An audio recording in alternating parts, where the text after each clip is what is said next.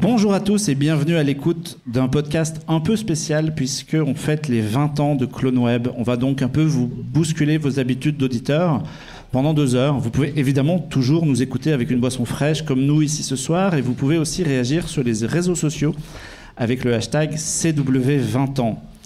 CloneWeb, c'est un site d'abord dédié au cinéma que j'ai créé de mes petites mains tout seul dans mon coin en mai 2002, après un certain film de science-fiction où il était question, je crois, de clones et d'une attaque.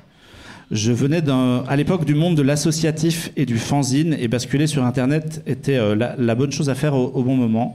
20 ans plus tard, on est toujours là, on a un peu plus de cheveux blancs, on est peut-être un peu plus désabusé qu'au départ, mais c'est quand même toujours un plaisir de partager des choses autour du cinéma avec vous tous. Il s'est passé beaucoup de choses en 20 ans, mine de rien, parce que 20 ans, ça a l'air de pas grand-chose, mais c'est long. Imaginez que certains d'entre vous, peut-être ici dans la salle, étaient encore à l'école primaire quand j'ai démarré ce truc. D'autres il y a peut-être des lecteurs qui arrivent sur CloneWeb ou qui écoutent ce podcast et qui n'étaient pas nés. Et il y a quelques jours, j'ai reçu un message par Instagram de Feriel, la fille de Guillaume, qui est au bout de cette table, pour nous souhaiter une bonne émission. Et moi, je me souviens du jour de sa naissance où typiquement Guillaume est arrivé sur les réseaux de CloneWeb et nous a dit hey, j'ai eu une fille, elle s'appelle Feriel. Et on est 14 ans plus tard, maintenant elle fait des dessins sur TikTok et c'est vraiment très bizarre de regarder ça avec du recul. C'est un podcast de boomer, hein, préparez-vous. C'est complètement un podcast de boomer. Alors je vais essayer je me suis promis de ne pas faire trop de blagues sur le temps qui passe, mais en même temps 20 piges c'est quand même inévitable. CloneWeb, c'est évidemment plus que des images qui bougent parce que j'ai toujours pensé que le site avait été un catalyseur pour pas mal de gens qui sont dans cette salle, que le site avait aidé à faire des rencontres, que de ces rencontres sont nées des histoires, et peut-être que si on n'avait pas été là, peut-être que si on n'avait pas écrit toutes nos bêtises, certains d'entre vous seraient peut-être partis dans d'autres directions et peut-être que la vie aurait été différente pour eux, et ça me touche vachement. Je vais pas citer les gens qui se reconnaîtront peut-être, mais je pense à eux. Voilà, je vais peut-être pleurer à un moment donné, je pense que ça va arriver. Et puis il y a un truc aussi, c'est que je dis, voilà, si certains d'entre vous ont été marqués par le site, c'est aussi parce qu'on enregistre en public. Et j'ai toujours rêvé de faire ça, mais si je dis, faites du bruit. Faites du bruit. C'est maintenant qu'il va pleurer, c'est maintenant. C'est pas qu'un truc de télé, ça marche en fait. Pour fêter cet anniversaire, on a évidemment décidé d'appliquer la formule du podcast Happy Hour, dont on enregistre le 71e numéro aujourd'hui. Donc on va parler de cinéma, on va parler de séries, on va parler de BD et on va parler de jeux vidéo. On va faire ça avec une équipe élargie aujourd'hui qui est un peu la mélange de la jeune génération et des vieux fatigués que nous sommes. Un espèce de nouvelle génération mélangée à la Dream Team de 92. Et du coup, je veux saluer dans l'ordre de la table l'ingé son, le réalisateur, le technicien, mon bras droit, Jean-Victor. Bonjour. Merci. Alexandre. Salut, moi j'ai pas le droit à une intro quoi. Ton frère. Voilà. Juste Alexandre. Voilà, il est là.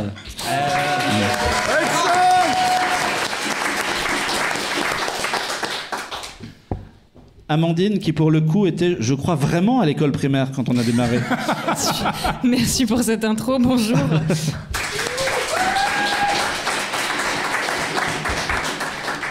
Le professeur Xavier de l'émission, Mathieu. Bonsoir. Waouh, direct. Je n'étais pas à l'école primaire à ce moment-là. Et notre patriarche à tous, qui est venu spécialement Le doyen. de Toulouse, le doyen. Le père Fouras de CloneWeb. Notre père, Guillaume. Bonsoir. Et on sera rejoint en cours d'émission par Basile pour parler de bande dessinée et pour conclure. Ne partez pas après la fin du podcast, puisque on a un maître quiz qui vous posera quelques questions. Il y aura des petits lots à gagner à la fin de l'émission. J'ai demandé à tout le monde de réfléchir à des sujets, comme sur le principe de Happy Hour, des sujets qui les ont marqués pendant ces 20 dernières années. Quelles sont les œuvres de cinéma, de séries qui les ont touchés. Je voulais qu'on sorte un peu des terrains connus qui étaient Mad Max Fury Road ou Avatar. On va évoquer des choses qui nous ont marqués, nous, qui sont peut-être pas forcément les plus évidentes, mais c'est des choses et des gens qu'on aime. Et puis voilà, on est content de partager cette émission avec vous. Et Jean-Victor. Joyeux anniversaire. Joyeux anniversaire. Joyeux anniversaire, Claude Web.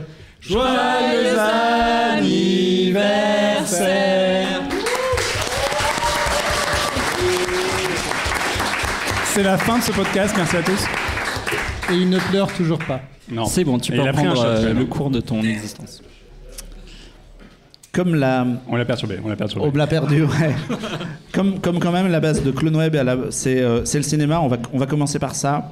Et avec toi, Jean-Victor, tu as Oui, la tout lourde à fait. tâche de parler en public en premier. Vous voyez ce que Marc m'a dit, donc il faut parler d'un truc marquant de ces 20 dernières années, et il ne faut pas parler de Mad Max Fury Road, ce qui est quand même compliqué parce qu'en plus aujourd'hui on fête les 7 ans de la sortie de Mad Max, et on n'a pas le droit de parler de Mad Max. Et le Voilà. prochain est en tournage. Et le prochain a commencé son tournage, et on pourrait en plus, il m'a dit pas Avatar, alors que moi j'étais vachement chaud pour parler du teaser de Avatar 2. Je sais pas si tout le monde l'a vu ici, mais bon, c'est Non. beau, alors je pense qu'on peut dire que c'est beau. Donc je me suis dit, on va essayer de trouver un sujet cinéma un peu marrant et un peu marquant, effectivement. Alors le problème, c'est que ça n'a pas marqué beaucoup de gens en Occident, parce que je vais parler de cinéma indien, je me suis dit, il faut qu'on essaie de trouver, c'est toujours marrant, on a souvent cette discussion, quels sont les réalisateurs qui sont nés sur ces 20 dernières années ou ces 10 dernières années, qui nous ont marqués et dont on attend les films, etc. Et en essayant de fouiller, alors évidemment, il y a des évidences pour pas mal de gens comme Christopher Nolan ou Denis Villeneuve. Personnellement, c'est pas trop ma tasse de thé, c'est pas trop la tasse de thé autour de cette table. Et je me suis dit, attends, c'est quoi les mecs qu'on suit, que j'ai commencé à suivre tout seul, mais j'essaie de mettre des gens un petit peu dans mon clan au fur et à mesure, et ça commence à marcher. Et je me suis dit, voilà, c'est qui les réals qu'on suit depuis ces dernières années qui nous font un petit peu triper. Et en réfléchissant, en fait, il y a une évidence qui m'est apparue, d'autant plus que son dernier film est sorti il y a quelques mois, il y a 2 mois précisément, et que c'est une séance de cinéma qu'on a fait avec Alexandre, et j'ai traîné Alexandre qui ne savait pas du tout où il mettait les pieds. C'était beau, je m'en Et souviens il s'est encore. retrouvé dans une salle d'Indiens complètement furax qui hurlait Wouah comme ça pendant le film et qui dansait dans la salle. Enfin, c'était n'importe quoi. Et je me suis dit, ouais, on tient peut-être un truc. Donc, je vais vous parler d'un monsieur qui s'appelle SS Rajamouli. Alors, là, voilà, bravo, bah ouais. Un mec important. Comme ça vous dit peut-être rien, mais le monsieur en fait est responsable de deux des plus gros succès du cinéma indien, des trucs qui au box-office mondial font 250 millions de dollars, etc. Donc un mec qui pèse dans le milieu. Et en fait, je me suis dit, je vais revenir aux sources, je vais revenir avec le premier film que j'ai vu de lui, qui a marqué, enfin qui est vraiment le film qui l'a fait exploser sur la scène internationale. C'est un film qui s'appelle Iga, qui est sorti en 2012, et c'est un film qui a fait beaucoup parler de lui parce que son pitch est absolument hallucinant. Et en fait, ça fait 10 ans que le film est sorti, ça fait 10 ans que j'aime bien raconter le pitch aux gens, et qu'en tout cas, c'est toujours devenu une blague en mode ah oui, c'est comme dans ce film, Iga, là, le truc indien, je sais pas si t'as vu, bah oui, je l'ai vu, c'est vachement bien. Donc Iga, pour resituer un petit peu le truc, ça commence pendant une demi-heure, d'ailleurs, on va pouvoir en parler avec Guillaume, à qui je l'ai montré récemment, et qui m'a dit, c'est compliqué ton truc pendant une demi-heure, et je l'avais prévu, je dis, passe la première demi-heure. Et pourquoi ? Parce que la première demi-heure, c'est une espèce de comédie romantique où on démarre sur un personnage de mascu toxique absolument infâme qui est sur un stand de ball-trap et qui voit une nana qui tire au ball-trap, et évidemment il pense que les femmes ne savent pas tirer au fusil, donc il arrive, il l'approche, il enlace, on est complètement dans le hashtag MeToo. Et donc on a ce personnage-là en première scène et on se dit ok, ce film est très étrange, et on se rend compte après que c'est le méchant, parce qu'en réalité le pitch du film, c'est qu'on va suivre un monsieur qui vient lui du bas peuple, parce que le personnage qu'on a commencé à voir, c'est en fait un mafieux qui a un empire immobilier et qui n'a pas des pratiques tout à fait raisonnables. Et en réalité, le héros du film, qui s'appelle, je vais dire son nom, je ne vais pas l'écorcher, qui s'appelle Bindu. Non, je dis en plus, je dis une bêtise, qui s'appelle Nani. Donc le héros s'appelle Nani, le mascu toxique s'appelle Sudeep, et tous les deux vont tomber amoureux d'une seule femme qui s'appelle Bindu, en l'occurrence, et sans le savoir, ils vont commencer à essayer de faire une course pour savoir qui va l'avoir en premier, sachant qu'évidemment, le gros mascu toxique, comme il est blindé, soi-disant, et qu'on est quand même sur des standards indiens, donc des standards qui sont, sur certains côtés, un peu en retard, il considère que toutes les femmes doivent lui tomber aux pieds, et Bindu, c'est la première femme qui lui résiste. Donc ça lui fait péter un câble, d'autant plus qu'elle, au fur et à mesure, elle commence à tomber amoureuse de Nani, même si Nani a aussi vraiment une attitude de stalker, typiquement, à un moment, au début, la première fois qu'on les voit... Vraiment des mecs sympas, quoi. Vraiment des mecs sympas. Au début, ils ont une coupure d'électricité dans leur quartier, et lui, il monte sur le toit d'en face, il prend une antenne parabolique, il met de l'alu dessus, il met une torche, et il y a un énorme faisceau lumineux qui traverse tout le quartier, comme si c'était le projecteur de Batman, juste pour l'éclairer, elle, dans sa chambre, en train de faire des petites sculptures, et il se rend pas compte que c'est un peu étrange de faire ça, et elle ferme tout de suite ses rideaux, et il dit ouais, elle ferme ses rideaux à mon amour parce qu'elle en peut plus, et t'es là, non, juste mec, t'es un gros stalker, c'est extrêmement étrange ce que t'es en train de faire. Donc pendant une demi-heure, c'est ça, c'est une espèce de comédie romantique un peu étrange, et là tu te dis bon, ok, pourquoi est-ce que je regarde ce film ? Il faut savoir que moi je l'ai découvert à l'Étrange Festival à Paris. Et donc au bout d'une demi-heure, le destin se met en marche, et donc Sudeep, notre méchant mascu toxique, décide que La petite Bindou, elle ne peut pas tomber amoureuse de Nani.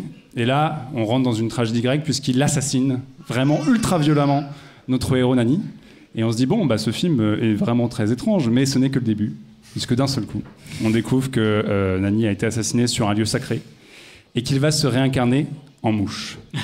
Et donc le héros du film, pendant les 2 heures qui suivent, parce que ça dure quand même 2 heures et demie, c'est une mouche, mais pas une mouche qui a des super pouvoirs, pas Ant-Man, pas un truc qui peut exploser des immeubles, non, une mouche. Une mouche, c'est comme celle que vous éclatez tous les jours sur votre table et sur vos fenêtres.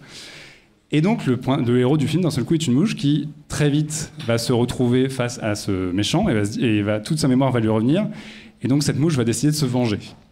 Et donc on va assister à un espèce de mélange improbable, qui est à la fois un film de monstre par moment, évidemment une comédie romantique, une comédie musicale, parce qu'il y a des chansons, là en Inde, on est quand même là pour s'amuser, un film d'action et tout un tas de trucs, et donc un revenge movie où en gros une mouche va essayer de buter un mec. Et donc je vous laisse imaginer, c'est quand même très compliqué, donc ça va commencer par essayer de lui faire du bruit dans les oreilles, et le type va péter un câble, va commencer à se mettre des claques et il va pas y arriver.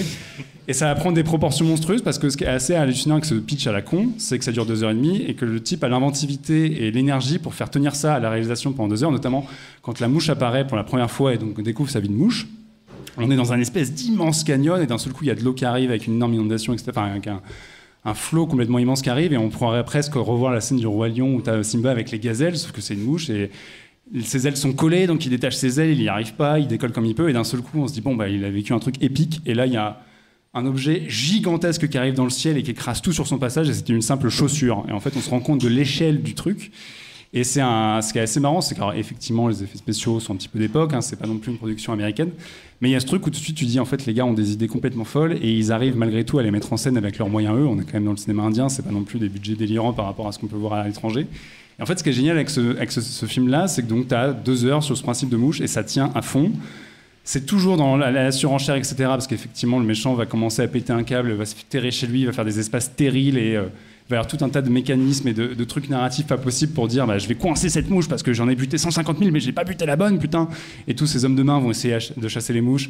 Et ça, pour vous dire, ça va partir, il va y avoir des accidents sur une autoroute, va y avoir des scènes de fusillade avec la mouche qui vole entre les balles et tout. Enfin, ça part dans vraiment, ça prend des proportions monstrueuses.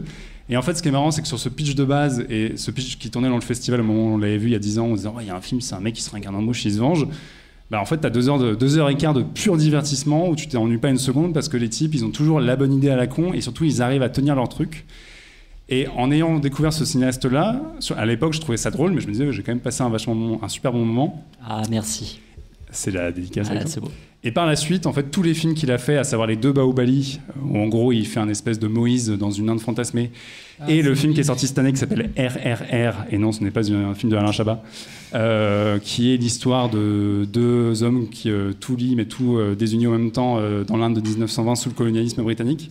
À chaque fois, tu as ce truc-là. C'est des films qui, évidemment, ont pris des proportions pas possibles parce que le Bahubali 2 et RRR font partie des 3 plus gros succès du cinéma indien et les 2 sont les 2 plus gros budgets du cinéma indien. Donc, c'est des films qui coûtent 70 millions quand même là-bas. Et en fait, à l'écran, il y a le triple parce que je pense que les syndicats et les gens qui sont payés pour ces films-là n'ont pas les mêmes salaires qu'ailleurs. Mais c'est devenu des succès populaires et pour une simple et bonne raison, c'est que ce réel, en fait, est empreint d'une générosité absolue. Il y a une emphase dans le réel, une envie d'en faire toujours plus et de vraiment en donner pour son argent aux spectateurs. Et finalement, en fait, on a suivi tous ces films depuis. Bahubali, quand on avait vu le premier trailer, où vraiment, tu as littéralement le plan de la mère qui sauve Bahubali quand il est né de l'eau, et tout est bigger than life, et on s'est dit, mais ça a l'air monstrueux, c'est le réel d'Iga, et le film nous a foutu tous par terre, enfin, tous ceux qui l'ont vu. Et ça a donné en fait des super séances. À chaque fois, les 2 Bahubali qu'on a vu en avant-première, les salles étaient super chaudes. Et donc RRR qu'on a vu cette année... Sacré moment. Avec des gens qui criaient, qui nous explosaient les tympans et qui se mettaient levaient, à danser dans la salle. Ouais. Et c'était un match de foot dans la salle, donc pour le moment on ne comprenait pas trop ce qui se passait, mais ça faisait de l'activité. C'était de la 5DX, c'était le niveau au-dessus. Et en fait, voilà, ce mec-là est en train de nous montrer qu'on peut continuer à faire des gros blockbusters qui sont un peu cons sur le papier, mais qui sont extrêmement divertissants, avec une vraie empreinte, enfin une vraie maîtrise de la réalisation, parce que les plans sont toujours surhumain, surréaliste, et tu te dis ce mec là, si tu lui files un blockbuster américain, en fait il serait capable typiquement un Marvel ou un truc comme ça, il serait capable, mais parce qu'ils ont un vrai sens de l'iconisation, donc il serait capable de rendre ça à nouveau jouissif, parce que c'est vraiment des films jouissifs. Et typiquement la corrélation sur RRR, on pouvait comparer ça aux séances de Spider-Man, où on sait que les gens ont pété des câbles sur les premières séances parce qu'il y avait des clins d'œil, parce que il y avait des caméos, etc. Mais en même temps, quand on regarde le film, c'est un peu plan-plan, les scènes d'action sont pas mémorables, etc. Et là, à l'inverse, RRR, on avait un public qui était dévoué au film et leur film leur rendait au centuple et chaque scène est complètement délirante. Il y a notamment une scène dans une soirée où tu as le type qui arrive dans la soirée via un camion avec un drift, ça part en sous-essence. Et t'as un ralenti où vraiment le type arrive dans la scène avec 150 animaux derrière lui, ça n'a absolument aucun sens, mais c'est le plan le plus classe de l'année. Et peut-être que même James Cameron n'arrivera pas à faire mieux que ça. Et donc vraiment, en fait, c'est un cinéaste qui est ultra euphorisant, ultra galvanisant. Et en partant d'une blague sur un... Parce que alors déjà, il faut le dire, Iga, c'est son 9e film.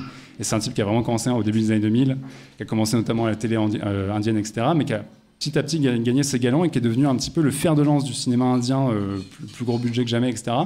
Mais c'est mérité parce que c'est un film c'est des films qui sont extrêmement divertissants. Et en plus, Bahubali, les deux sont sortis sur Netflix, donc ça a permis à un nouveau public de découvrir ces films. Iga était pendant un moment présent sur Netflix, malheureusement ce n'est plus le cas, donc je pense qu'il ne nous écoute pas, mais si jamais Netflix nous écoute, mettez Iga à nouveau parce que vraiment c'est un film génial. J'espère que Netflix nous écoute. Oui, j'espère bien. On les cite tous les mois. La minute toum toum. Et donc voilà, que vous dire, je sais que Guillaume m'a dit c'est du cinéma de la surcouche. Et je t'ai demandé de me décrire parce que je n'avais pas compris. Donc. Mais parce que oui, on croit qu'on a atteint un sommet et en fait non.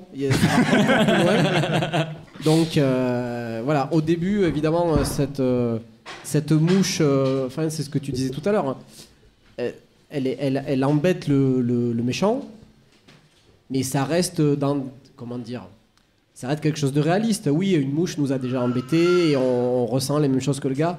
Mais là, ça augmente. C'est-à-dire qu'à un moment, quand tu l'as pas dit, tu dis qu'elle a pas de super pouvoir, mais bon, elle fait de la musculation à un moment. Elle fait de la musculation. Donc la mouche fait de la musculation, donc elle est un peu plus forte que les mouches moyennes. Elle a aussi un équipement particulier. Oui, on lui fait un équipement de super-héros. Voilà. Et ce qui fait qu'elle peut vriller, enfin bon. Et après, voilà, ça entre dans des trucs. Il y a des vrais moments de tension, de suspense. C'est pas que pour la blague, quoi. Il y a vraiment un enjeu. On se dit, ah ouais, mais on s'inquiète pour la mouche. C'est vrai qu'on a peur pour le méchant. La mouche. On se dit, mais.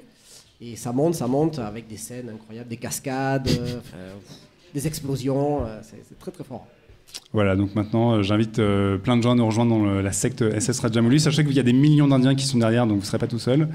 Et voilà, Netflix, si vous nous écoutez, remettez Iga, qui des fois s'appelle Maki aussi, parce que évidemment, comme c'est jamais simple chez eux, les films parfois ont différents titres. Et vive SS Rajamouli. Il avait été pressenti, je crois, pour reprendre la réal de Fast and Furious 10. Bah, ça aurait été vachement bien. Voilà. Je pense qu'il n'y a que lui qui peut mettre Vin Diesel à terre, donc ça aurait été bien. Moi j'ai lu, parce que moi c'est toi qui m'as fait découvrir, hein. Du coup je les ai toujours pas vus, mais tu m'en as tellement parlé. Tu sais, moi je suis le gros de la secte, je suis le mec qui arrive devant les portes. Bonjour, vous connaissez SS Rajamouli, c'est moi. Je crois que c'est une des premières discussions qu'on a eues. Mais moi en fait, du coup c'est un secoué étrange. Mais du coup j'ai regardé que le thriller, donc parce que j'ai pas eu le temps de le regarder, mais effectivement la mouche, le pentacle, le faucon, enfin la comédie romantique, il y avait déjà beaucoup de choses, mais surtout j'ai trouvé un truc et je sais pas si c'est vrai ou pas, que apparemment ça partait d'une blague, mais surtout que le premier scénario, la première idée, c'était que ça se passe en Amérique en année 1800 et qu'en fait c'était un jeune garçon afro-américain qui voulait sauver sa famille de l'esclavage et qui se faisait tuer et se réincarner en mouche.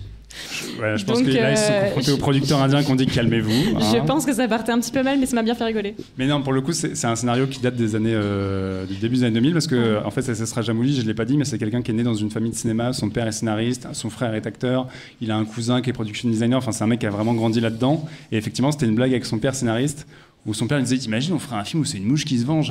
Ce serait complètement con. Et évidemment, son fils s'est dit papa, je vais te rendre fier et je vais faire ce film. Et donc voilà. On sait où Dupieux a puisé son inspiration, quoi.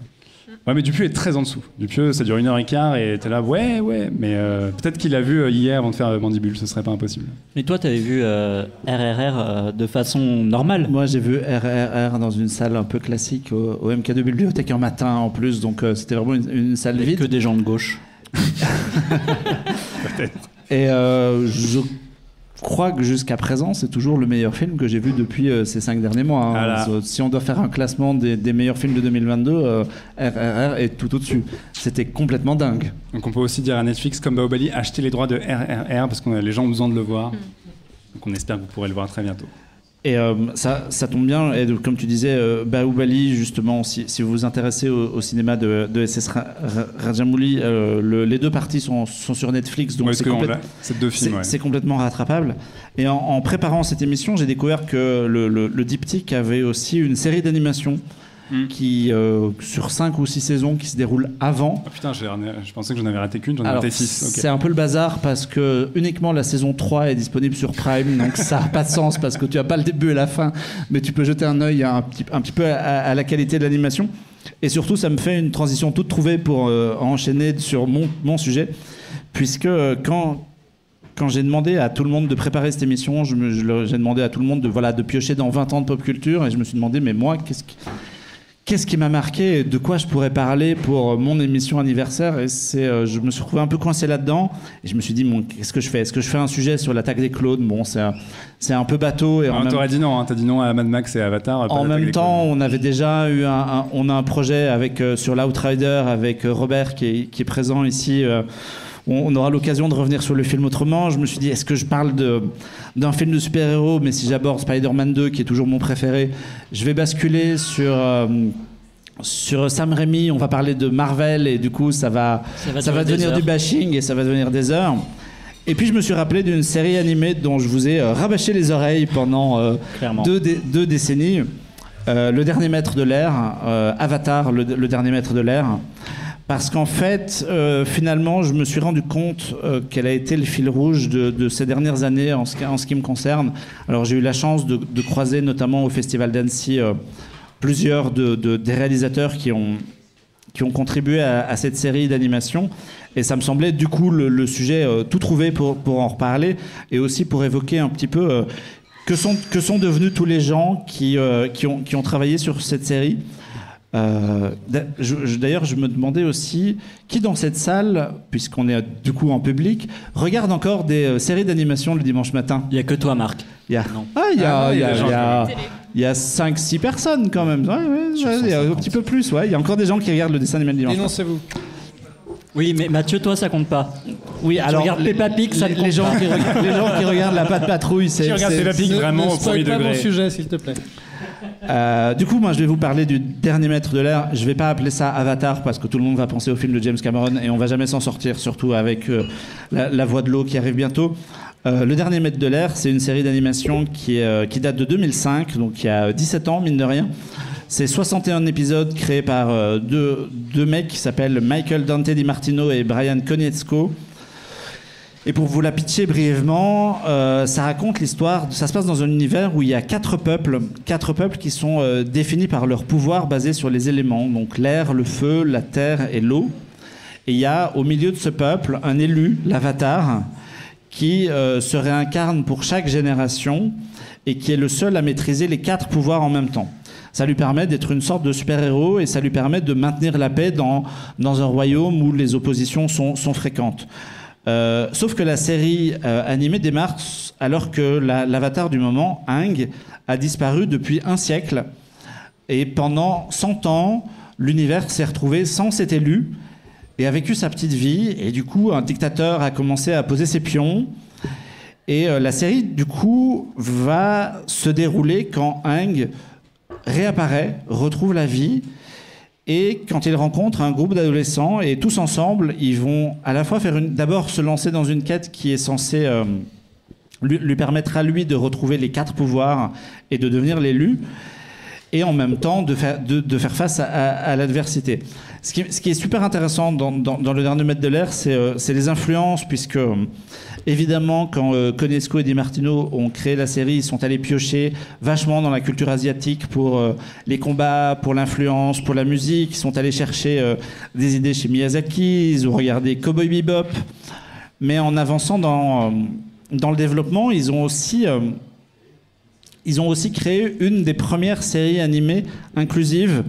Et même surtout avec sa suite, ils sont allés vraiment chercher des minorités, puisque les différentes cultures sont des cultures extérieures. Le peuple de l'eau, ça correspondrait à peu près aux gens qui vivent au-delà du cercle polaire chez nous. Il y a vraiment des choses hyper intéressantes, et on est 17 ans en arrière. Alors, évidemment, moi j'adore la série, sinon je vous en parlerai pas. J'adore son animation, j'adore son écriture, et je trouve aussi que moi qui regarde des dessins animés le dimanche matin, donc je suis toujours en quête d'une série d'animation qui soit regardable à la fois par par les enfants et les adultes et qui est assez de niveau de lecture. Et finalement, des séries animées comme ça, peut-être dans l'animation japonaise, il y a beaucoup de choses, mais de l'autre côté de l'océan Pacifique, il y a moins de trucs, et il faut aller chercher la série animée Batman ou Spectacular Spider-Man pour retrouver ce ressenti. C'est assez intéressant que tu parles de ça, parce que justement, moi je me souviens, j'ai un souvenir très précis de cette série que j'ai découvert et fait découvrir à l'époque où j'étais au lycée et où je faisais du babysitting et où je l'ai montré à des jeunes enfants. Je l'ai montré à des jeunes enfants. Spoiler.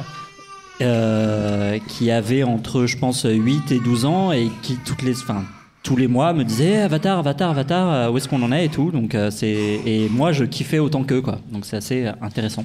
Voilà. Et les plus de 60 épisodes de la série ont donné quelques années plus tard lieu à un spin-off qui s'appelle La légende de Korra en bon français, qui est sur l'incarnation suivante et qui se trouve être une des premières séries d'animation à avoir un personnage LGBT. Ça m'a vachement intéressé de voir que même si ça a surpris tout le monde, parce qu'en fait c'est quasiment la révélation finale du dernier épisode où l'héroïne part non pas avec un garçon mais avec une fille, mais c'était pas du tout un truc forcé. Si vous l'avez pas vu, il vous spoil, c'est vraiment cool. Oui, j'ai spoilé un petit truc de la fin. C'est pas du tout un truc forcé qui aurait été inclus dans l'épisode final pour faire de la représentativité. C'est vraiment un truc qui a été proposé depuis la première saison. Les scénaristes ont glissé des indices sur ça, et ça montre la finesse d'écriture où effectivement il y a une relation entre l'héroïne et un second personnage féminin, et petit à petit ils tissent un truc, et j'ai trouvé ça vraiment intéressant parce que on était quand même il y a plus de 10 ans, et c'est quand même c'était assez rare déjà dans un milieu d'animation. C'est complètement hallucinant que Nickelodeon d'époque ait laissé passer ça.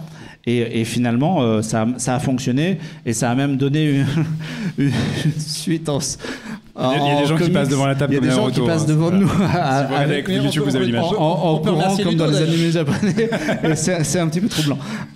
Et voilà, moi ce que je voulais aussi, en fait, l'idée de ce sujet, c'était aussi de citer un petit peu tous les gens qui ont travaillé sur cette série, parce que souvent, en fait, les séries d'animation de qualité, quand on prenait Batman, la série animée par exemple, les mecs ont réussi à réunir une Dream Team, et finalement après, une fois le projet terminé, les équipes sont éclatées, les gens vont travailler sur des choses différentes, et on retrouve jamais cette vibe là.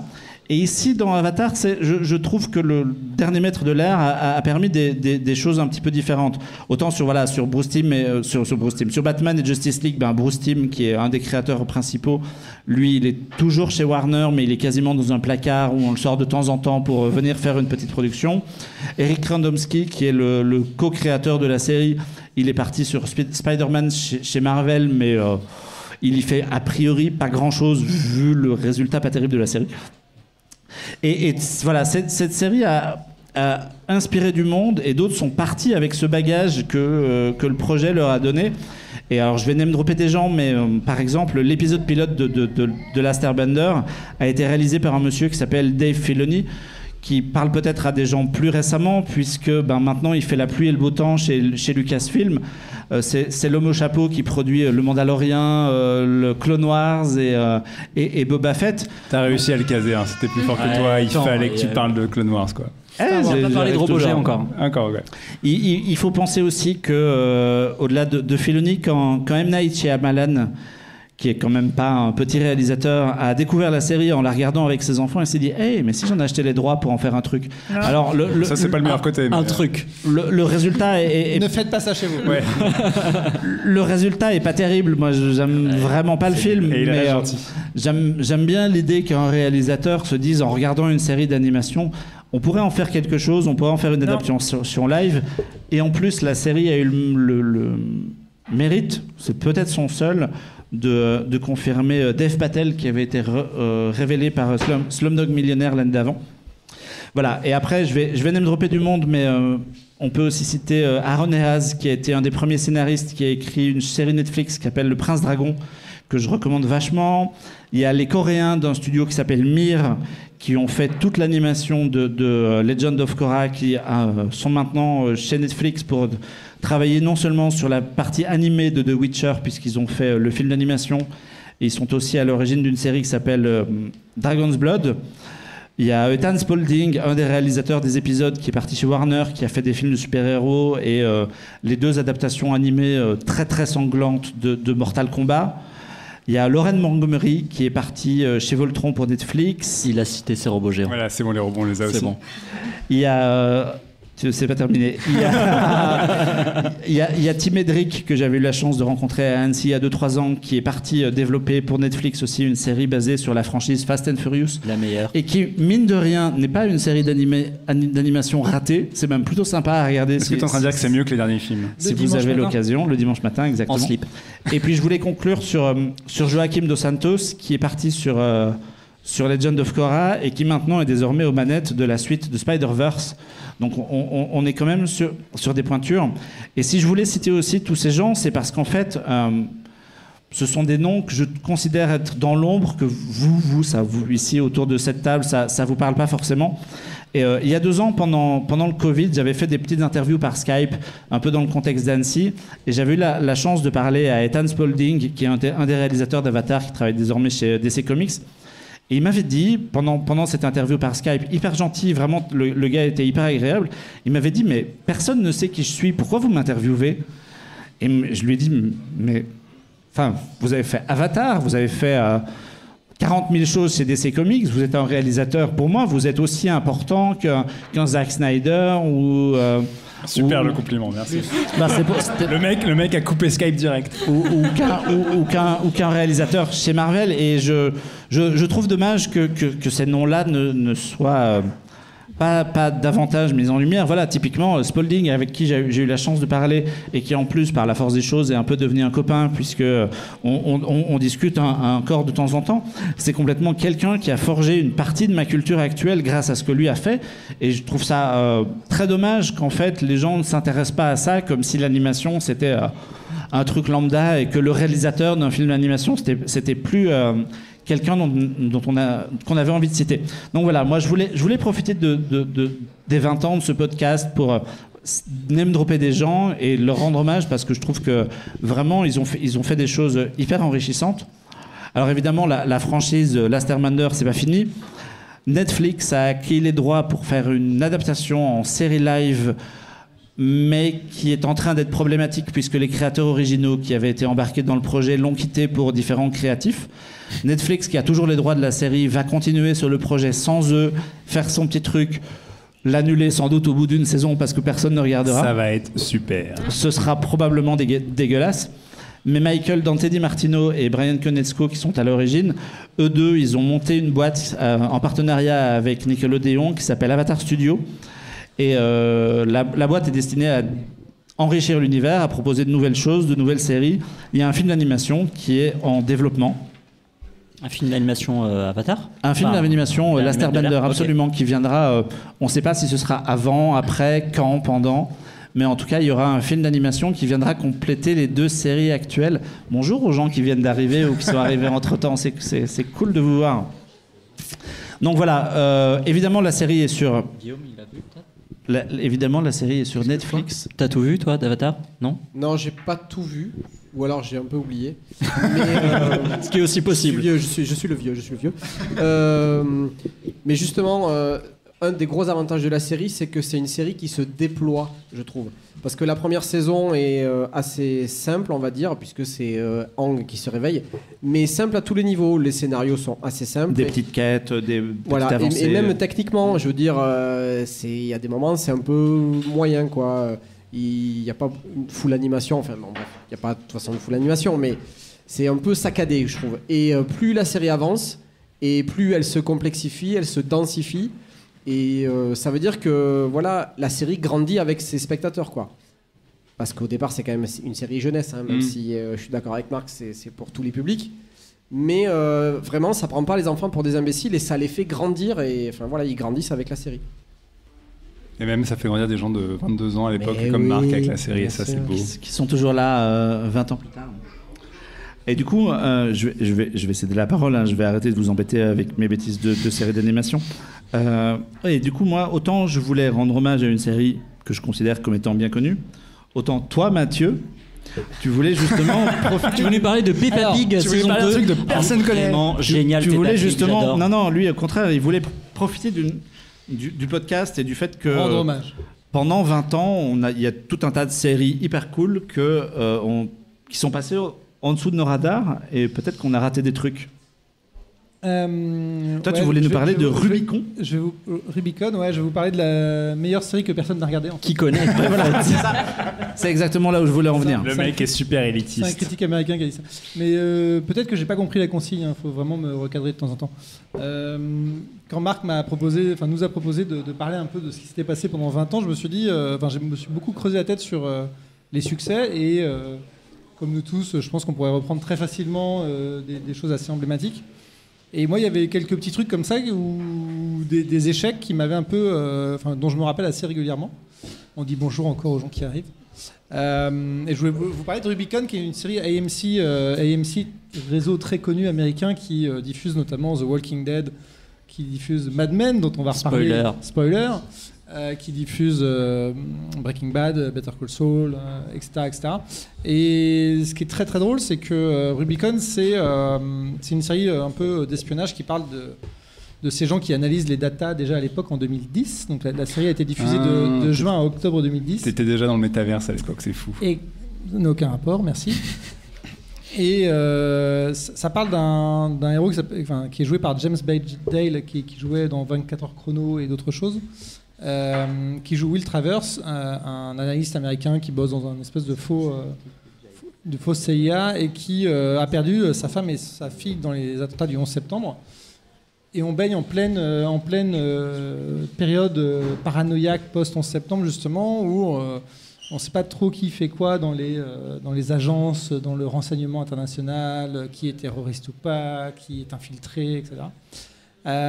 Et cette série en 13 épisodes a le bon goût de faire remonter un peu toutes les références du cinéma des années 70 américains, donc les hommes du président et ce genre de choses. Pour les remettre au goût du jour, il faut savoir que la série en fait n'a pas fonctionné parce qu'elle n'a pas été regardée au-delà du fait... T'étais le seul en France. Voilà, non, c'était je toi. suis pas tout à fait le seul, mais au-delà du fait qu'elle avait fait et je vais vous raconter pourquoi c'est rigolo après, mais elle a fait le meilleur lancement sur AMC à cette époque. Elle a fait 2 millions de spectateurs pour son pilote en deux parties. Et la série, l'audience est un peu effritée au fil du temps, et en fait, elle a été annulée très logiquement, et c'est aussi rappelé que, on a vu récemment que dans les news, les networks SVOD aujourd'hui annulent assez facilement des séries. Ça arrivait avant. C'est pas parce qu'il y a du Netflix ou du Amazon que les séries ont des avenirs assez incertains, ça existait déjà avant. Et donc Rubicon, c'est un peu ce symbole de la série de une saison en 13 épisodes qui a été annulée et dont plus personne n'a vraiment parlé après. Alors qu'en fait, la saison est assez avant-gardiste dans ses thématiques. Elle s'inscrit dans une espèce de temporalité un peu bizarre où 24 heures chrono, justement, s'était arrêté juste avant ou juste pendant. La même année, en 2010, la 8e saison venait de s'arrêter. Et Homeland, qui reprenait aussi un peu les mêmes thématiques, démarrait juste après. Donc on peut...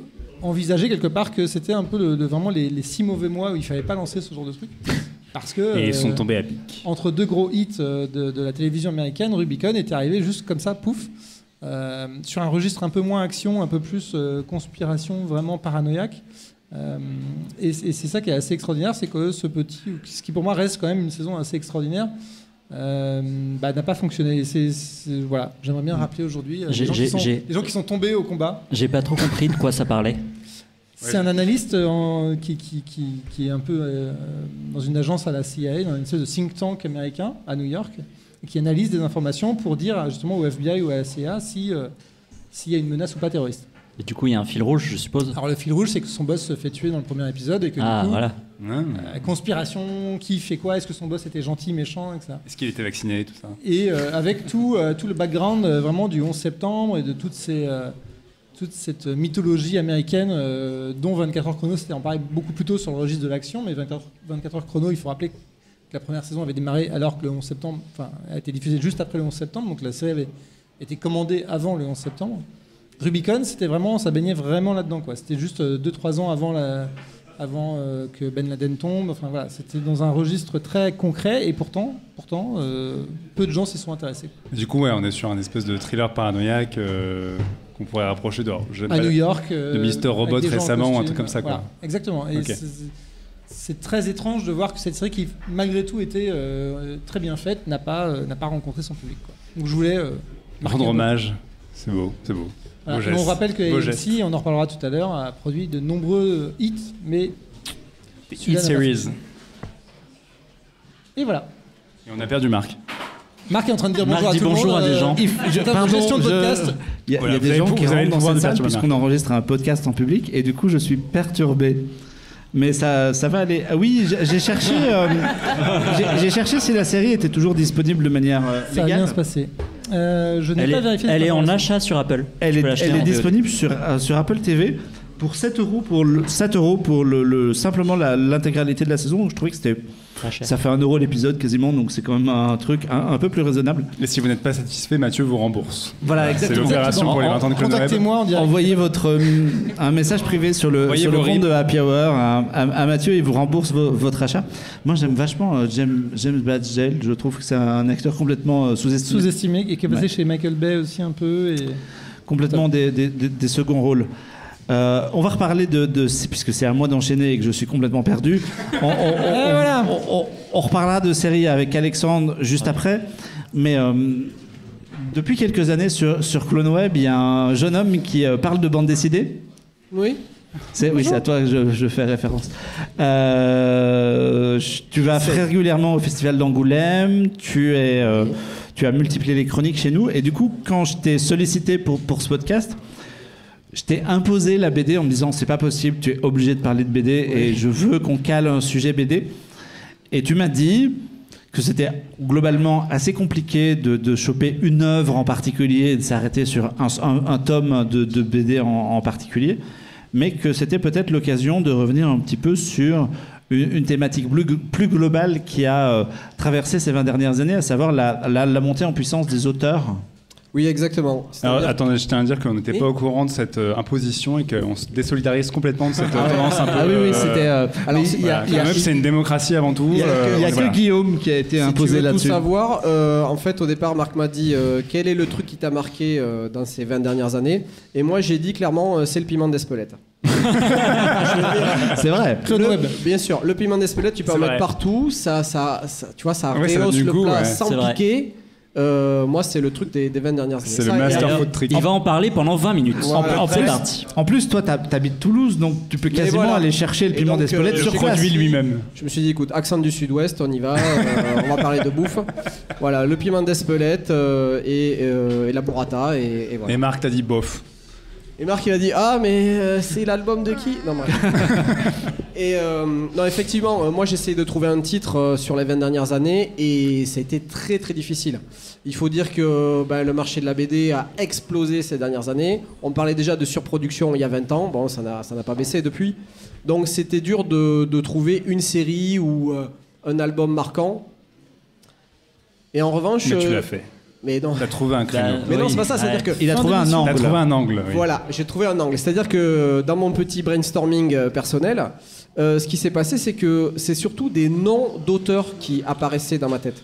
Et je me suis rendu compte que, en tout cas dans la BD adulte, ado-adulte, c'est davantage les auteurs qui ont pris la place des personnages. C'est-à-dire qu'autant il y a 30 ans, il y avait des séries comme, je sais pas, Largo Winch, ou bien... désolé. 13. Largo Winch 13 ou même Landfust ou enfin voilà il y avait plein de séries qui même on va dire jusqu'à Torgal qui pouvaient fédérer un large public. Aujourd'hui je trouve que quand on parle BD avec des adultes on va plutôt rapidement leur conseiller des noms d'auteurs plutôt que des noms de séries. Est-ce que tu as lu le dernier Fab Caro désolé il y aura du name dropping aussi mais voilà donc Fab Caro, Bastien Vives, Frédéric Peters et du coup en élargissant comme ça un petit peu la réflexion, il y a aussi quelque chose qui s'est passé depuis 20 ans, c'est que les personnages du patrimoine franco-belge ont été traités un peu comme font les Américains avec leurs personnages, c'est-à-dire qu'on a proposé à d'autres auteurs que les auteurs traditionnels, classiques, de les reprendre. Chez Dupuis, Il y a un collègue qui Est-ce qu'on pourrait applaudir, s'il vous plaît, Basile Bonsoir, Bégrin qui nous rejoint, dans la place. qui est tout à fait à l'heure, c'est parfait. Le dernier chroniqueur, un petit peu à la bourre. La ponctualité. On pourra parler, il est arrivé au bon sujet en tout Ponctualité de cas. papa. Voilà, c'est ça. Chez Dupuis, par exemple, ils ont lancé très tôt, enfin, ils ont proposé à des auteurs de faire leur version de Spirou. Et ça, après, c'est quelque chose qui a égrené. On a trouvé la même chose chez Lucky, avec Lucky Luke, Ouais. avec très récemment encore Corto Maltese. Et ça montre que, en fait, aujourd'hui, un nom d'auteur fait autant vendre que le nom fort d'un personnage. Et voilà, c'est la réflexion que j'avais. C'est-à-dire qu'aujourd'hui, dans les 20 dernières années, il y a des noms qui ont émergé et qui sont même qui ont beaucoup plus de visibilité qu'avant. Je pense par exemple à Riyad Satouf, qui, après le gars est très très fort en marketing, mais vraiment quand il sort une BD maintenant, il est invité partout quoi. C'est quelque chose qu'on voyait pas avant. Après, vous allez me dire oui, mais il y a que lui. Bon, moi je me souviens d'avoir vu Manu Larsenet chez Laurent Ruquier par exemple. Parce que, À l'époque, Jadis. c'était dans les 20 dernières années. À l'époque de la télévision, vous vous souvenez de la télévision? Oui, bon, Si, d'accord, j'ai ok. Mais voilà. Après, je me suis penché sur. Enfin, je me suis penché.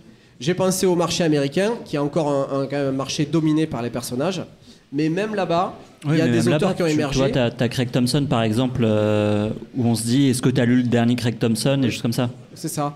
Et puis, en fait, le marché américain est énormément dominé par les super-héros. Mais dans ces 20 dernières années, il y a quand même des auteurs qui ont réussi à tirer leur épingle du jeu, à proposer autre chose que du super-héros, et ça a marché, et ils ont pu s'aimer. Donc, par exemple, Robert Kirkman avec Walking Dead, bon, énorme réussite. Après, évidemment, le gars a pu faire plusieurs séries, dont du super-héros, je suis d'accord, mais il a proposé d'autres choses. Là, cette dernière série, une série qui s'appelle Firepower, plus basée sur le kung-fu. Chris Samney. Cœur, pardon. Et puis il y avait aussi Invincible, oui voilà, Invincible, ça c'est du super-héros. Après, Mais j'allais dire, si on veut name dropper, il y a aussi Mark Millar qui a vendu, qui a vendu quasiment son nom à Netflix d'ailleurs, qui participe au financement de ces BD. Ouais. Donc ça fait partie de ces noms qui émergent. Toi, si on devait retenir en franco-belge quelques exemples d'auteurs marquants comme ça en plus, si on devait name dropper des albums, tu dirais quoi? moi je dirais Bastien Vives et sa troupe, on va dire, Bastien Vives et son orchestre. Donc Bastien Vives, c'est clair, tout le monde va citer, enfin on a déjà cité ici plusieurs fois Lasman, mais l'album qui vraiment l'a fait connaître, c'est Le Goût du chlore. Moi, l'album qui m'a vraiment mis une claque, c'est Paulina, l'album sur la danse, et là je me suis dit ah oui, le gars est très fort quoi. Et donc voilà, Bastien Vives. Après on pourrait dire aussi excusez-moi, Mathieu Bonhomme. Non. Mathieu Bonhomme, ouais. Sur Lucky Luke quand même. Non, Il a 2 albums sur Lucky Luke. 2 albums sur Lucky Luke. Et puis il y avait Fabien Vellman et Johan dans lesquels j'avais beaucoup d'espoir, mais qui ont repris Spirou par exemple. Mais je trouve qu'ils sont pas à la hauteur du premier album qu'ils avaient fait, qui était vraiment super, qui s'appelait Les Géants Pétrifiés. Après on leur a confié les rênes de la série mère. Moi je trouve que c'est un petit peu en dessous. Et puis là, bon, les gars s'éclatent sur Super Groom, une version super-héros de Spirou. Bon, c'est plus léger, quoi. Mais après, dans les auteurs à suivre, bon, dans l'humour, il y a Fab Caro. Ouais. Voilà. Typiquement un bon exemple, puisque Fab Caro, tout le monde connaît Fab Caro. Achète le dernier Fab Caro, limite en s'en foutant du contenu, quoi. C'est Fab Caro, donc on se dit que ça va être drôle et on y va. Donc là, les 2 derniers, en plus, il y a une actualité brûlante. Il a sorti un roman photo avec Éric Judor. Oui. Qui s'appelle Guacamole Vaudou. Est-ce que tu le recommandes? Parce que je sais que tu l'as lu. Alors je l'ai lu effectivement. Moi je le recommande. Après je préviens. Voilà. Moi je suis amateur de romans photoparodiques, donc j'ai beaucoup aimé. On retrouve en fait dans cet album le côté parodique de messages à caractère informatif. Ouais. Il y a plus un côté réussite en entreprise grâce au vaudou. Et donc c'est pas mal, c'est très sympa. Et je recommande plus chaudement, mais je sais ce que vous allez dire, c'est pour les boomers, son dernier roman, le dernier roman de Fab Caro. Le Samouraï. Samouraï. Ouais, Est-ce qu'il y a des images? Non. Tu pourras pas le lire, Alex. Putain, Désolé, merde, c'est je peux vrai, pas ça, le lire. Je sors des limites de ma chronique, mais Je l'ai lu dans le train en venant.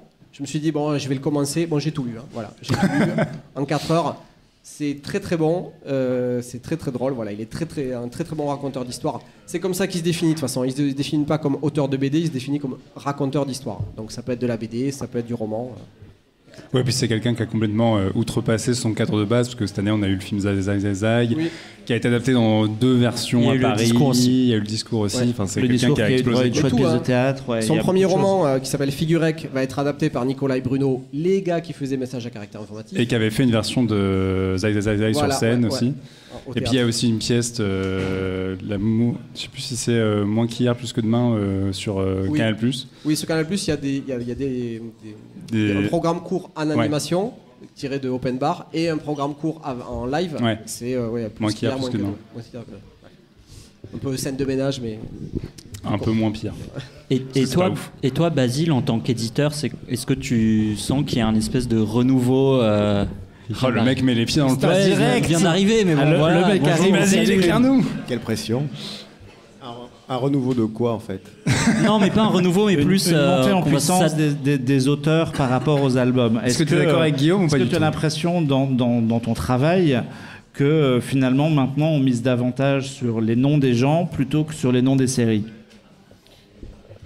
Sur le marché franco-belge, oui, parce que de plus en plus la série à papa 48cc, donc couleur cartonnée, a du mal à se mettre en place. Donc les séries classiques, qu'on voyait beaucoup à la fin des années 80-90, qui ont connu un peu de crise au début des années 2000, continuent d'avoir du mal en fait à recruter un nouveau public. C'est un public vieillissant. Et pour Undertaker d'Horizon et Ralph Meyer qui marche vraiment bien, il y a beaucoup de séries qui se plantent en fait. Donc oui, il y a, en tout cas médiatiquement, on parle de plus en plus de grands romans graphiques, ça occupe de plus en plus de place dans les esprits et tout. Après, c'est pas forcément ce qui fait vivre le secteur non plus, contrairement à ce qu'on pourrait penser. Le manga en fait sert à financer la création française pour grande partie. Mais oui, en ce moment, en France, c'est une BD sur 2 qui est vendue, c'est un manga. Oui, voilà, oui. Et c'est surtout, les chiffres ont explosé, c'est plus 50% de mangas vendus sur cette année, et qui était exceptionnel, sur l'année précédente. Donc ça continue de cartonner là-dessus. Donc ce qui est intéressant de voir, c'est plus la génération qui a bouffé du manga et du comics. Donc on parlait de Vives, Michael Sanlaville et tout ça. Jim Bishop, tous ces gens qui arrivent après, qui vont essayer de faire vivre la création française et d'influencer peut-être en retour le manga. La plupart des mangaka, ils ne jurent que par Bilal et Moebius, qui sont des auteurs français. Donc ça serait bien aussi qu'on renvoie l'ascenseur. Voilà. Et je pense que oui, ça va venir, mais il y a un renouveau, c'est sûr. Il y a un marché qui va aussi connaître quelques profonds bouleversements structurels. Ça va aller, Basile. Tu vas avoir un emploi, je te rassure. Tu vas avoir du job. Calmez-vous. C'est tout ce que j'ai le droit de vous dire. Eh ben, écoutez, je trouve qu'on est pas mal sur le sujet. Vu que j'aime bien quand même qu'on cite des œuvres à l'unité dans ce podcast, si tu devais en retenir une seule, Guillaume, de tout ça, un album d'un auteur... L'auteur que qui t'a tué. Ah oui, je suis désolé, je suis chiant, mais vas-y. Ouais, c'est ça. Ouais. Eh bien, je vais en dire 2. Oh. Et voilà, vous m'avez cherché, vous m'avez trouvé. Je dirais Gus de Christophe Blain. Ouais. Voilà. Qui a repris Blueberry aussi récemment, blablabla. Bon, bref. Ouais, donc tout se recoupe, hein. C'est un sujet bien sûr. intelligemment écrit. Non, Gus de Christophe Blain qui revisite le western et qui est tout à la fois, qui est un exemple de narration et de gestion des ellipses. C'est-à-dire qu'entre 2 cases, il peut se passer 10 000 trucs et on comprend quand même. Enfin, c'est très très très fort. Et je dirais Lupus de Frédéric Peters, voilà, qui est un auteur suisse qui depuis a pris aussi beaucoup d'ampleur, mais Lupus c'est un de ses premiers travaux. Et il avait un autre style graphique à l'époque qui a évolué, mais j'ai beaucoup d'affection pour ce style-là. C'est une histoire de science-fiction, mais en fait c'est pas ça qu'on retient, c'est une histoire sur les rapports humains, la famille, la filiation. Voilà, donc je répète, c'est pas compliqué, ça finit par us. Donc Lupus de Frédéric Peters et Gus de Christophe Blain. Et du coup, le piment d'Espelette? Et un peu de piment d'Espelette. Le piment d'Espelette, c'est ma passion.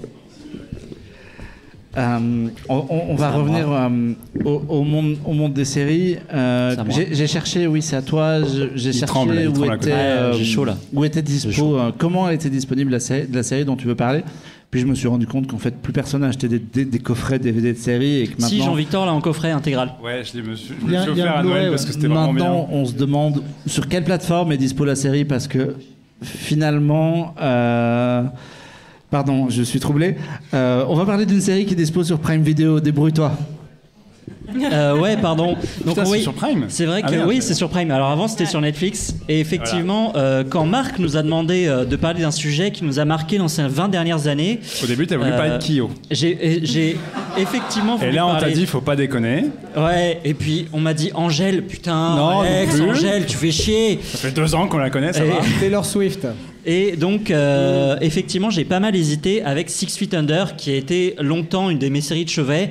Et en fait, j'ai décidé de m'orienter sur ma deuxième plus grosse claque télévisuelle. Enfin, ma première, mais qui est en fait, bon bref, la deuxième, quoi. Scène de ménage. Si quelqu'un a compris le hashtag, Oui, n'oubliez pas. vous avez tout ça. compris. J'ai donc décidé de vous parler de Mad Men et de globalement comment la série a permis de changer la télévision. Et d'aborder en fait rapidement le deuxième âge d'or de la télévision. Donc Mad Men, c'est série américaine que vous connaissez évidemment, diffusée sur la chaîne AMC, dont Mathieu a parlé tout à l'heure sur Ibicon. Vous voyez, tout se recoupe. Ouais, le podcast On est est tellement dans bien écrit. Wow, Ouais, c'est Happy fou, Hour quoi. Cinematic Universe, créé par Matthew Weiner, qui raconte donc la vie personnelle et professionnelle de Don Draper, directeur créatif de l'agence de publicité Sterling Cooper, depuis les années 60, puisque la première saison commence en 1960, jusqu'en 1970. La série a remporté évidemment 15 Emmy Awards quand même et 3 Golden Globes, notamment 4 Emmy Awards d'affilée pour la meilleure série dramatique.